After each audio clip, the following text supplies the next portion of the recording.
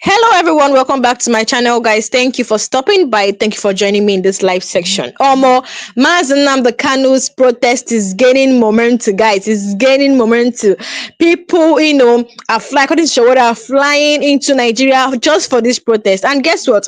Rufai of Arise TV has actually reacted to this Nnamdi Kanu's injustice, although he has been reacting to it, other times. But guys, this time around, guys, he spoke in a more fierce manner. Guys, Nigeria is boiling with tension again. Guys, this time, very journalist and of Arise TV anchor Rufai Oseni has spoken and not come with words in a passionate anger fraud reaction. Guys, Rufai calls out the Nigerian government, the judiciary, and then the political elites over what he described as clear injustice against IPOB leader Nnamdi Kanu. Guys, I can't wait for you to see that video, where Oseni, Rufai Oseni was heated, like he was heated, he was boiling. Guys, during a heated morning segment on Arise TV, Rufai Oseni, known for his fearless truth telling, couldn't hide his frustration. Guys, he openly criticized the federal government for keeping Nnamdi Kanu in detention despite multiple court rulings ordering his release. Guys, briefly, take a look at this video and I'll be right back. Weapons that are supposed to be illegal. Oji, you and I cannot take weapons like that and show them in public. Impossible. The security agents will come against us. But they can do all of that and show rocket launchers in public. The federal government will turn an eye to them. But Nnamdi Kanu that protests about a matter or that did some things that agitated for the marginalization of people, yes, some of the methods I don't support of what Nnamdi Kanu has done. And I condemn and criticize him on it. But there have also been calls for peace. There have also been calls for a political settlement. Courts in this country, and kudos to women in the judiciary, women judges, justices. Justice Adefokwe had first ruled in 2022 that he should be discharged. The federal government went on appeal, 4-1, Justice Garba. But a dissenting judge, Justice Ogunmiju, also ruled that the appeal court judgment should stay as regards to Nnamdi Kanu. But guess what? We have continued to put him in incarceration. Now his health is failing. They are still dilly-dallying about how to treat him. Yeah. But in the same country, bandits are holding meetings with governors, doing photo ops and the likes. So when people now talk about unfairness in the same country, people will say they don't have a right. You see bandits doing press conference with guns and bullets and everything. There's no security agent in the world that will come and arrest them. Is it that security agents cannot round them up as they are doing this peace meeting? All right. Sheikh Gumi will now go ahead and be urging dialogue with bandits. The same Sheikh Gumi that was a captain in the Nigerian army, that I think his offspring serves in the army today. They will say, oh, bandits are also protesting or they are killing people because Nigeria is bad to all of them. But you have a certain standard for some people. You have a certain standard for other people. Right. I have never said here that I supported entirely the way Nnamdi Kanu went about this. But what we are saying is, why do you have standards for some over the others in this country? All right. And that's just a clear case of what we're talking about here. Well said, Rufai. Well, we now take another story. President Bola Ahmed Tinubu has eulogized his son, Sheyi, as he turned 40 on Sunday, October 12, expressing happiness that his son has grown into a man the entire family is proud of for imbibing values of discipline, integrity, and hard work. In a 6-paragraph tribute issued on Sunday, the president thanked Almighty God for his son's life and the man he has become, noting that Sheyi has walked his path with focus, courage, and humility. The president described 40 as a special age that bridges youthful drive and the more profound wisdom that life brings. Tinubu also expressed pride in the family Sheyi is building with his wife, Leal, his devotion as a husband and father, and his commitment to making a difference in his generations. I'll say a happy birthday to Sheyi Tinubu. Well, in celebration of Sheyi Tinubu's birthday, 1 million copies of the Holy Bible are set to be distributed across Nigeria. The initiative was announced on Sunday during a Thanksgiving service at the National Christian Center, Abuja, organized by Friends of Sheyi Tinubu. The organizers said the Bibles will be shared through churches and community groups nationwide to promote moral renewal, ethical leadership, and civic responsibility among young Nigerians. Well, this announcement has generated public reactions, especially on social media. I'll take some, Rufai, before I come to you. And there's a lot of misplaced, comments that were made by this actual announcement, because obviously these are Sheyi's friends that organized this whole Bible distribution. I'll take this post on X from Laugh and Learn, who wrote, sharing 1 million Bibles may look no. Weapons that are supposed to be illegal. Oji, you and I cannot take weapons like that and show them in public. Impossible. The security agents will come against us. But they can do all of that and show rocket launchers in public. The federal government will turn an eye to them. But Nnamdi Kanu, that protests about a matter or that did some things that agitated for the marginalization of people, yes, some of the methods I don't support of what Nnamdi Kanu has done. And I condemn and criticize him on it. But there have also been calls for peace. There have also been calls for a political settlement. Courts in this country, and kudos to women in the judiciary, women judges, justices.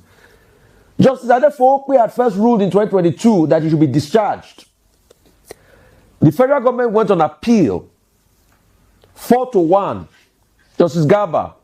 But a dissenting judge, Justice Ogunmiju, also ruled that the appeal court judgment should stay as regards to Nnamdi Kanu.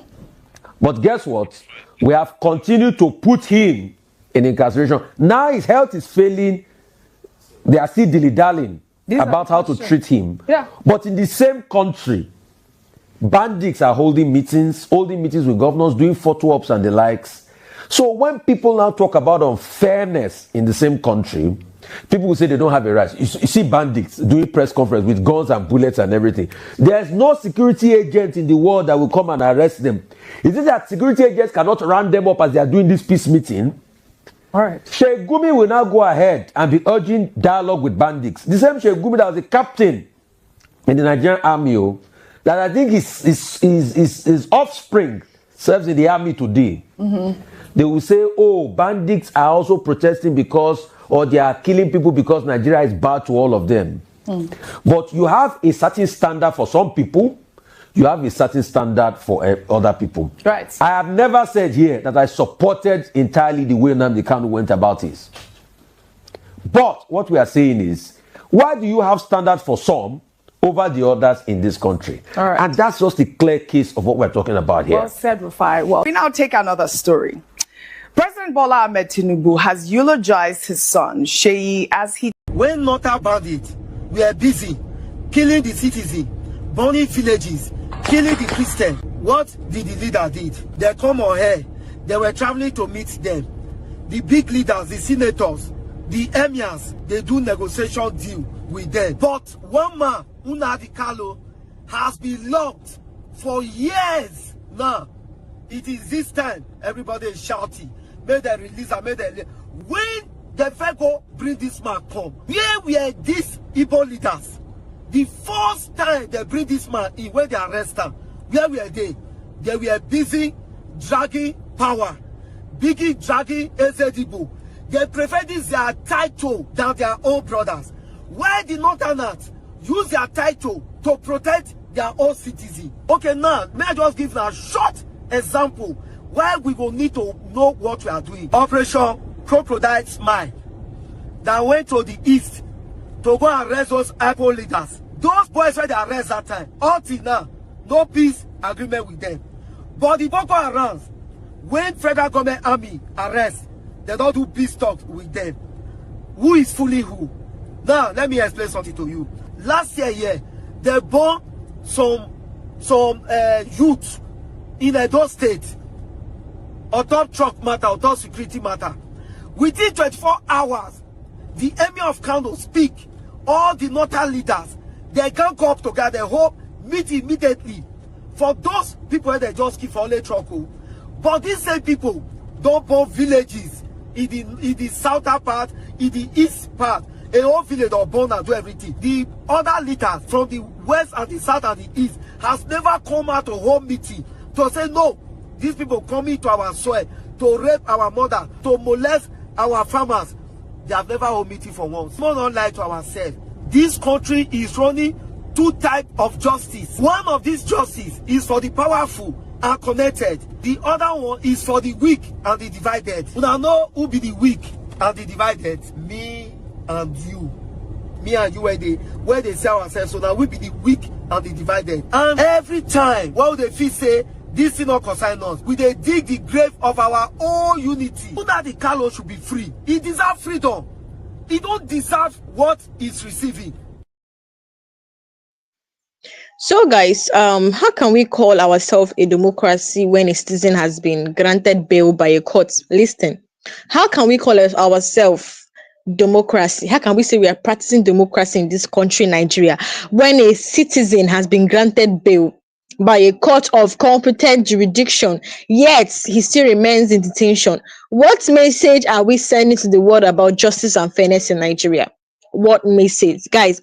You see, Rufai's voice trembled with controlled fury as he emphasized that justice delayed is justice denied, accusing the government of playing selective politics with human rights. See, the fact is, we cannot deny the fact that Kanu, that he has been granted bail, they have discharged and acquitted him. Whatever thing that happens after it is not, in fact, is not seen, because it doesn't even make sense. How can you discharge and acquit somebody and then DSS is still holding the person? Okay, they said his health is deteriorating. Even these criminals that buy people, these people that buy millions of people are not even denied good medical care. Yes, they give them good medical care, they give them money, they give them many things, they grant them amnesty. Why would there be so much process just for Kanu to get good medical attention? Why is there so much? What is going on in this country? See, Rufai laid out the fact clearly that the Court of Appeal has discharged and acquitted Nnamdi Kanu of all charges. Yet, months and years later, the DSS continues to hold him in solitary confinement, allegedly under the order of executive arms of government. I want to ask something. This DSS department, what are they even doing to end insecurity in this country? Is it only Nnamdi Kanu they know? Is it really Nnamdi Kanu they know? What of all this? I thought they're supposed to be in the bush fighting these bad guys. The ones that they caught, are they in courts? You caught kind of terrorists. The ones that buy people that have records of terrorism, are they in courts? Tinubu has pardoned them, yet Nnamdi Kanu is still going for trial. Rufai questioned why those responsible people that come out for mass killing, terrorism, and looting billions of public funds work freely, while a man who demanded self-determination for his people remains caged. This is one of the points that is making Kanu's protest. That's his 20. The tag is MNK 26th October is gaining momentum, guys. This is the points that we have in hand. This is the points. Imagine Tinubu pardoning bandits and the rest. See, Rufai has even dead Tinubu. If they're saying that they should just let all these criminals go. If that be the case, why are you holding? Let them go. Open the gates of the prison. Open the gates of this prison yard and let them go. Since it's not like this, I don't understand. This hypocrisy must stop. The Nigerian government cannot continue to act above the law. You cannot say you believe in democracy while trampling on every foundation of justice. You cannot say that. So Rufai's outburst quickly went viral across social media. Nigerians from all regions, the north, the south, the east, and the west applauded his courage. Many described him as the voice of the voiceless, finally saying what others were afraid to mention on national TV. So even prominent activists like Omoyele Sowore and several human rights lawyers echoed Rufai's word, accusing the federal government of turning Kanu's case into a political weapon instead of a judicial process. It's no more a judicial process now. No. Their enjoyment is too much. It's now a political. They're not using it as a political weapon. So Rufai did not just defend Nnamdi Kanu. He defended Nigerians too. He warned that when injustice becomes normal, citizens lose faith in the system, and when people lose faith in justice, they begin to seek other means. He urged the government to act fast, not because of the political pressure, but because of moral responsibility and national unity. Guys, if the rule of law means nothing, then our constitution is just a piece of paper. This country cannot move forward when one man's freedom is determined by another man's political mood. No, it cannot move ahead. Now, Rufai ended his passionate commentary with a message of hope, not just for Nnamdi Kanu, but for every Nigerian who believes in fairness. He said it's time for the government to obey court orders, restore faith in judiciary, and double standards in law enforcement. Imagine all these bandits leaders, they come out in public, they have pics deal showing their weapons. Imagine, is there no opportunity that these soldiers will round them and catch them? But guys, no, they're walking about freely. But look at Kanu, who has not done anything, being caged for life. Right now, Daughters has joined this protest as well. They have joined. Take a look at this video. Salam. This is from the National Association of Northern Nigerian Youths to His Excellency President Bola Ahmed Tinubu concerning Chief Nnamdi Kanu. From the north, we are saying, set Nnamdi Kanu free. Let Nnamdi Kanu be pardoned. If Boko Haram would be pardoned, kidnappers who have been giving people sleepless nights, terrorists who have been terrorizing a lot of people in different parts of Nigeria will be pardoned. Why can't you pardon Nnamdi Kanu? This is our request. This is our plea from the north. Your Excellency, President Bola Ahmed Tinubu, we believe you can do it. You are our president. We voted for you, and we believe you can do this for us. Free. Wake up. This is for you.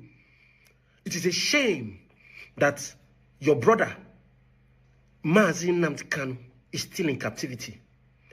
Yet, bandits are roaming around the streets. Terrorists are roaming around the streets, are holding press conferences. But Nnamdi Kanu, who there is no substantial evidence that he has even spied anybody, is the person that is still in captivity for years. The man who even kept him in captivity has left this world. Muhammadu Buhari of blessed memory has left the world, but Nnamdi Kanu is still in captivity. The Eastern governors, they are saboteurs. Yes, I said it. The Eastern governors are saboteurs. The problem that Nigeria is having is partly because the Eastern governors did not back their own. Yes.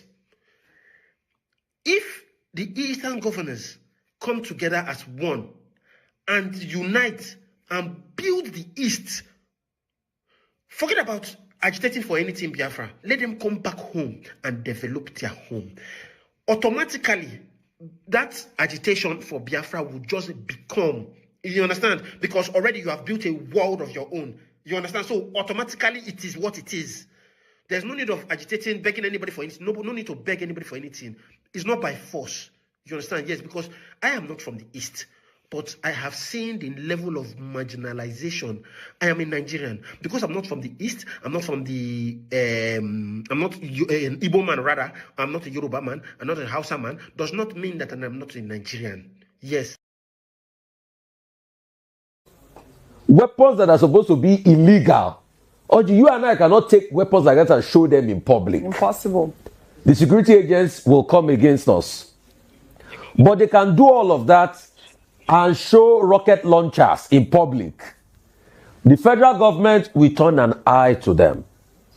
But Nnamdi Kanu that protests about a matter or that did some things that agitated for the marginalization of people, yes, some of the methods I don't support of what Nnamdi Kanu has done. And I condemn and criticize him on it. But there have also been calls for peace. There have also been calls for a political settlement. court in this country, and kudos to women in the judiciary, women judges, justices. Justice Adefokwe had first ruled in 2022 that he should be discharged. The federal government went on appeal, 4-1, Justice Garba. But a dissenting judge, Justice Ogunwumiju, also ruled that the appeal court judgment should stay as regards to Nnamdi Kanu. But guess what? We have continued to put him in incarceration. Now his health is failing. They are still dilly-dallying about how to treat him. Yeah. But in the same country, bandits are holding meetings with governors, doing photo ops and the likes. So when people now talk about unfairness in the same country, people will say they don't have a right. You see bandits doing press conference with guns and bullets and everything. There's no security agent in the world that will come and arrest them. Is it that security agents cannot round them up as they are doing this peace meeting? All right. Sheikh Gumi will now go ahead and be urging dialogue with bandits. The same Sheikh Gumi that was a captain in the Nigerian army, that I think his offspring serves in the army today.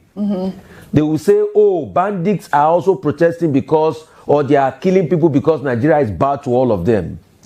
But you have a certain standard for some people, you have a certain standard for other people. Right. I have never said here that I supported entirely the way Nnamdi Kanu went about this.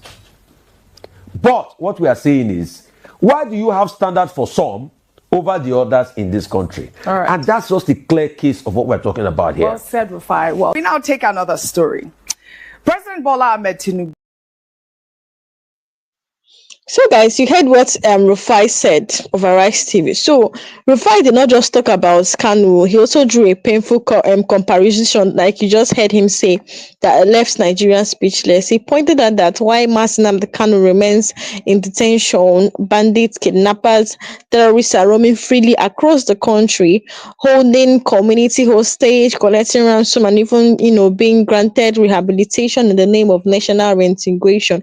So, guys, Rufai said, how do you justly lock up, or how do you justify locking up Nnamdi Kanu for years, while those who has killed innocent Nigerians are walking freely? Some of them even hold press conference. This is not just justice, this is a selective persecution, guys. He reminded the government that true justice cannot regionally, and scrutiny should not be politicized, guys. In Rufai's word, when bandits roam free and citizens seeking fairness are locked up, it's a national it is the nation that truly imprisoned. This is what Rufai said. Guys, you can imagine what is happening. How long will this thing keep happening in mass? How long will Kanu keep being in detention, guys? How long will he be there, guys? Rufai ended his passionate complimentary with a message of hope, not just for Nnamdi Kanu, for every Nigerian who believes in fairness. He said it is time the government obey court orders, restore faith in judiciary, and end double standards in law enforcement, because justice for one is justice for all. And as Rufai boldly said, if Nnamdi Kanu doesn't get justice today, no Nigerian is safe tomorrow. So, guys, already, like I said, Kanu's protest, is already getting momentum before 20th, guys. He go loud. I keep on saying this thing. He go loud. Take a look at this video where Showore stormed different markets in Abuja with his lawyers, already urging them to come out on Monday, close down the shop for some hours, and come out and bring our brother home. Guys, you can't tell me otherwise. Truly, Kanu must be freed on the 20th. Take a look and I'll be right back. Those of you who are Christians, you know the wall of Jericho. When it was about to fall, there was a command that we must march around it. And that is what we are doing on October 20th. That wall of Jericho that has been keeping our brother away from freedom, we want to take it down. Amen. By marching on Aso Rock Villa on Monday. Next week. Yes. We have decided that nothing will stop us on that day. And what we are doing today is a mobilization and awareness and conscientization for that day. And we are here to plead with you to come with us. We are here to plead with you to take a break. on Monday, even for a few hours, to join us so that we can have the mass movement. It is what Bob Marley calls exodus, movement of the people. Exodus, movement of the people. And this time, this is the last lap to the promised land. That is why we are here. We are not here to eat, drink, or dance. We are here to ask for just one thing. The hashtag is MNK October 20. Free Nnamdi Kanu now. Free Nnamdi Kanu now. So that event is happening from 7 a.m. on Monday. We are going to gather at the Unity Fountain. But the Nigerian government, they might be waiting there. So we have other strategies. So just come around that area. We will connect somehow. Because the time is now. And there's no going back. That is our very simple message to you. That's why we left everything we are doing to come and give you that respected message. And we know that you are all aware of it. We have tried everything we can. These are some of the best lawyers that can defend anybody. They have presented some of the best defenses, only to come up with a fact that there was no crime committed, there was no evidence presented, and there's no need for a trial anymore. What we are doing, for those who are hearing us, we're actually helping the Nigerian government. We want to help them decongest the courts. We also want to stop the corruption that is behind Nnamdi Kanu's trial. Because each time he's taken to court, the DSS makes 500 million naira. Just to take him to court. Just to take him to court and seek an adjournment to come next time. I am not new to this because they have done it to me before. But I don't want them to keep doing it to somebody that I know has not committed a crime. And in Nigeria, if you're a criminal, you enjoy more popularity. If you're a criminal and you commit correct crime, they will grant you pardon. Like they did to 53 drug dealers. Yes. Like I said yesterday, somewhere else, if you are president of Nigeria and you want to pardon people, you pardon people from your community first. If you are a murderer, you pardon murderers. If you are a drug dealer, you pardon the highest number of drug dealers. That is the truth about Nigeria. But one last thing I want to say before we move to the next location is this. We are not asking for pardon for Nnamdi Kanu because there was no crime established after 10 years. We are asking that he be unconditionally released from illegal, unlawful, unwarranted, and unjust detention. And we are still investigating the people who went and brought him from Kenya. Because those ones must face kidnapping trial. Yes. Those ones are the ones who committed the last set of crimes near Nnamdi Kanu.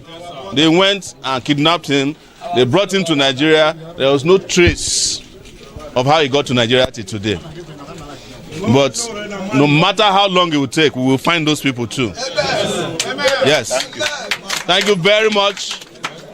Our chant is very simple. Free Nnamdi Kanu now. Free Nnamdi Kanu now. Free Nnamdi Kanu now. Free Nnamdi Kanu now. When do we want it? Now. When do we want it? Now. When do we want it? Now. Thank you very much.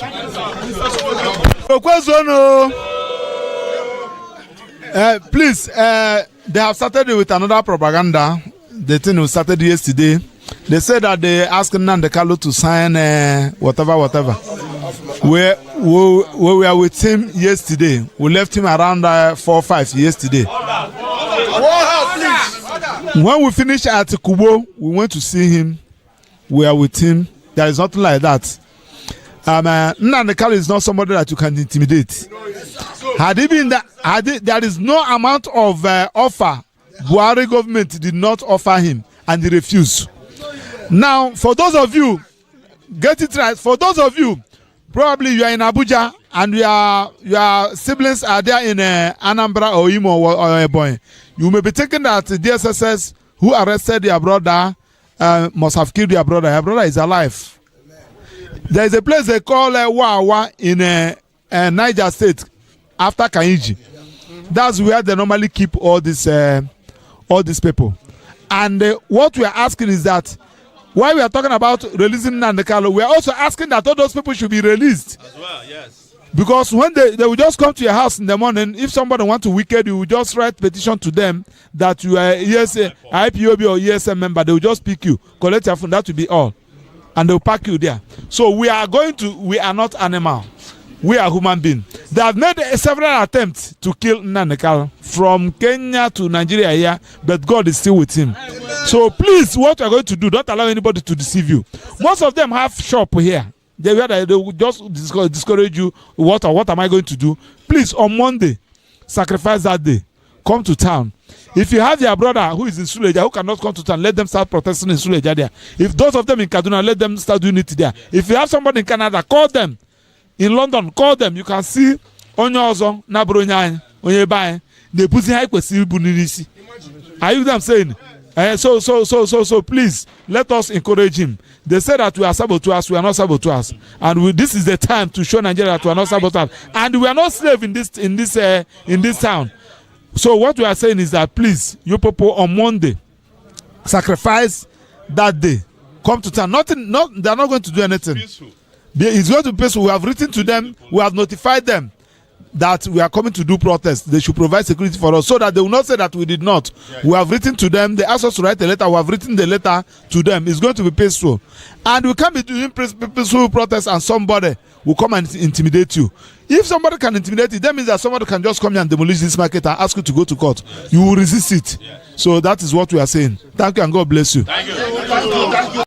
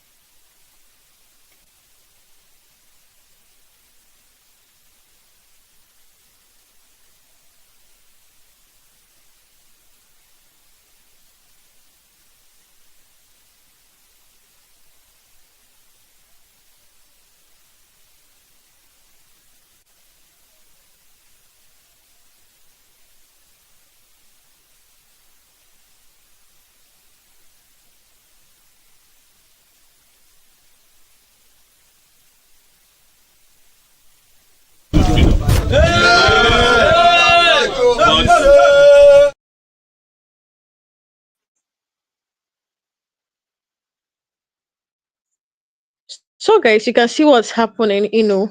Showere has joined this. In fact, he's the one that is even leading it. He has always been in the front line, seeking for the release of Nnamdi Kanu right from there. And also that they also want those that have been jailed due to one reason or the other because they are Eastern Security Network members or their IPOP to be released as well. So guys, what do you think about this headline? Drop a comment below and I'll be right back. Thank you so much.